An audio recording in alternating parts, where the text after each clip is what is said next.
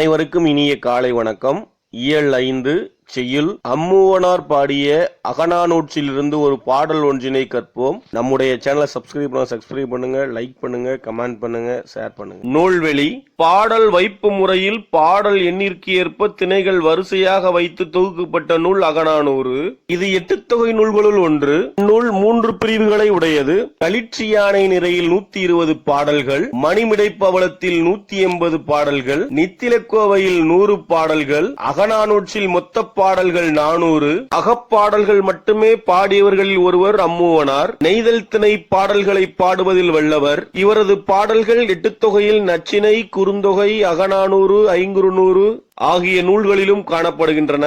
நுழையும் முன் மக்கள் வாழும் சூழலுக்கு தக்கவாறு அமையக்கூடிய தன்மை உடையது தொழில். பழந்தமிழர்களின் தொழில் நிலத்தின் இயல்பை சார்ந்து அமைந்திருந்தது. இன்றும் கடற்கரையில் வாழும் மக்கள் மீன்பிடித்தல், உப்பு விளைவித்தல் போன்ற தொழில்களை செய்து வருகிறார்கள்.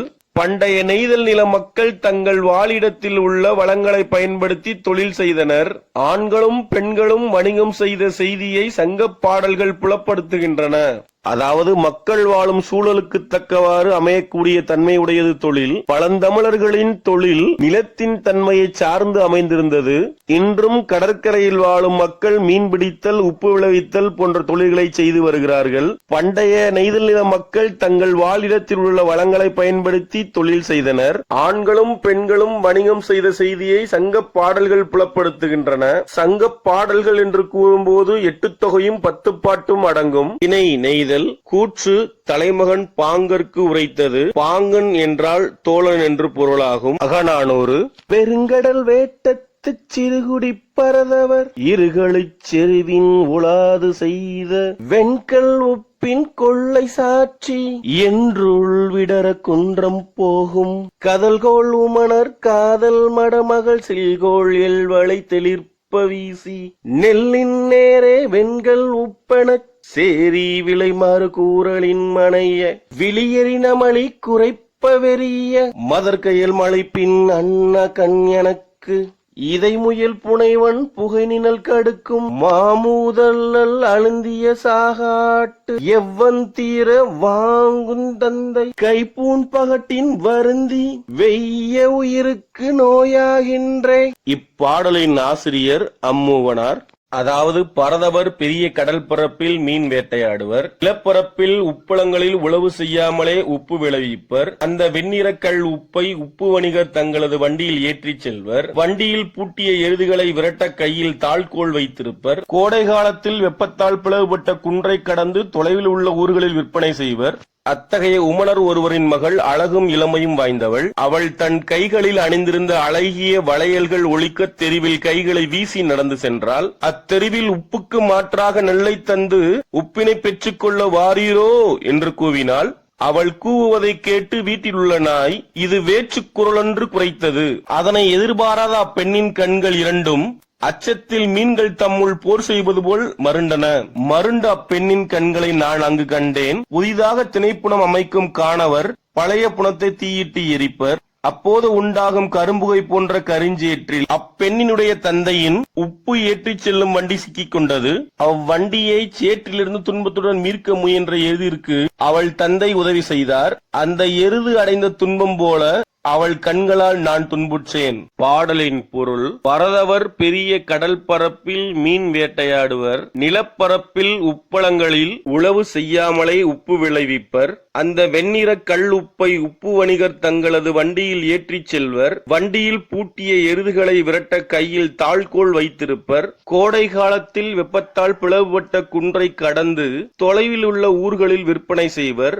அத்தகைய உமணர் ஒருவரின் மகள் அழகும் இளமையும் வாய்ந்தவள். அவள் தன் கையில் அணிந்திருந்த அழகிய வளையல்கள் ஒலிக்க தெருவில் கைகளை வீசி நடந்து சென்றாள். அங்கு உப்புக்கு மாற்றாக நெல்லை தந்து உப்பினை பெற்றுக்கொள்ள வாரீரோ என்று கூவினாள். அவள் கூவுவதை கேட்டு வீட்டில் உள்ள நாய் இது வேற்று குரல் என்று குரைத்தது. அதனை எதிர்பாராத அப்பெண்ணின் கண்கள் இரண்டும் அச்சத்தால் மீன்கள் தம்முள் போர் செய்வது போல் மருண்டன.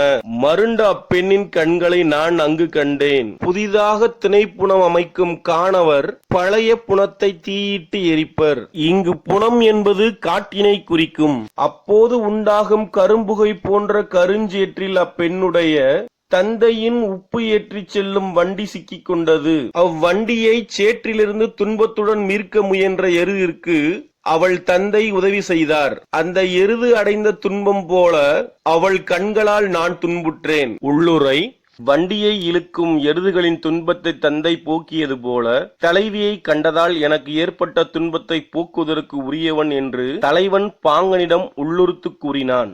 எருதை தலைவனுக்கும் தந்தையை பாங்கனுக்கும் உப்பின் எடையால் எருது வருந்தும் நிலையை காதல் வருத்தத்திற்கும் உள்ளுரையாக வைத்து பாடல் புனையப்பட்டுள்ளது. தெரியுமா? பழங்காலத்தில் தமிழ்நாட்டில் சந்தைக்குரிய உற்பத்தி பொருளாக உப்பு விளங்கியது. உப்பு விளையும் களத்திற்கு அளம் என்று பெயர். பிற நிலங்களில் கிடைக்கும் பொருள்களை உமணர்கள் உப்பிற்கு பண்டமாக பெற்றனர்.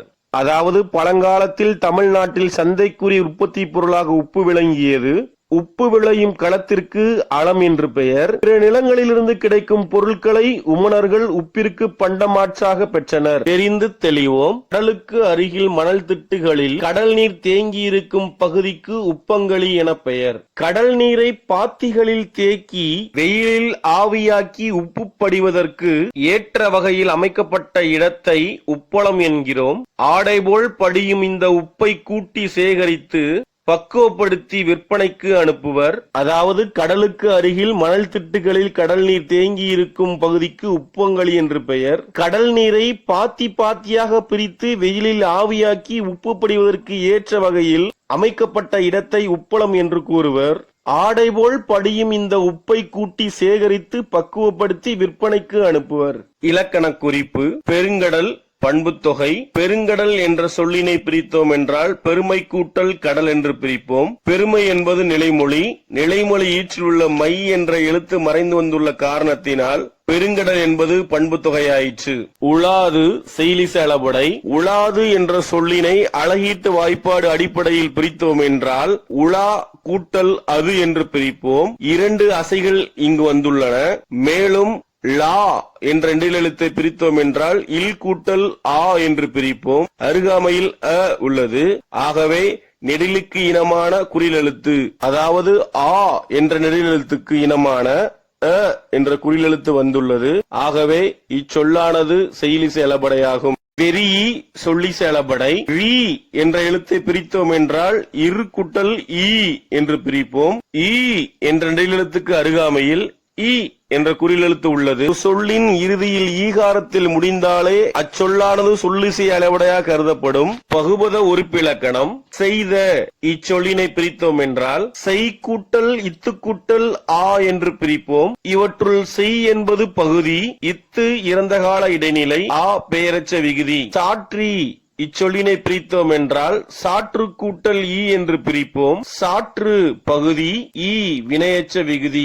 உணர்ச்சி விதி. பெருங்கடல் இச்சொல்லினை பிரித்தோம் என்றால் பெருமை கூட்டல் கடல் என்று பிரிப்போம். பெருமை என்பது நிலைமொழி, கடல் என்பது வருமொழி. விதி 1. ஈறுபோதல் என்னும் விதிப்படி நிலைமொழியில் உள்ள பெருமை என்ற சொல்லின் இறுதி எழுத்தாகிய மை என்ற எழுத்து கெட்டுவிடும். பின்பு பெரு கூட்டல் கடல் என்று இருக்கும். வருமொழி முதல் எழுத்தில் க என்ற குறிலெழுத்து வந்துள்ளது. அந்த எழுத்தை பிரித்தோம் என்றால் இக்கு கூட்டல் அ என்று பிரிப்போம். இக்குக்கு இனமான எழுத்து இங்காகும். விதி 2. இனமிகள் என்ற விதிப்படி இங்கு புணர்ந்தது. பின் பெருங்கடல் என்றானது.